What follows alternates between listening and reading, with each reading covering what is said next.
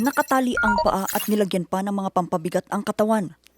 Ganito natagpuan ng labi ng 20 anyos na trans woman na si Bella sa isang irrigation canal sa Sitio Burnao, Barangay del Pilar, Saragoza, Nueva Ecija noong Biyernes, June 19. June 17 nang mawala si Bella. Sa investigasyon ng Saragoza Police, lumalabas na huli siyang namataan kasamang dating nobyo na kinilalang si alias Calvin, 25 taong gulang. Layon dito na mapag-usapan at subukang ayusin ang 1 taon at 7 buwang relasyon na nagtapos 2 linggong nakakaraan.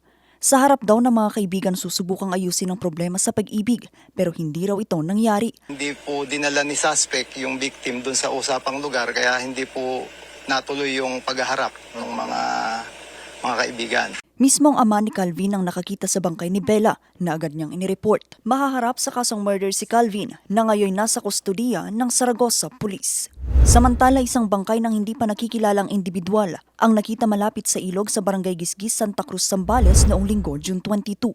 Isinailalim na sa investigasyon ng katawan ng biktima upang matukoy ang pagkakakilanlan at sanhi ng pagkamatay nito. Pero matapos ang masusing koordinasyon, napag-alamang ang lugar kung saan natagpuan ng bangkay ay hindi sakop ng Santa Cruz, Zambales.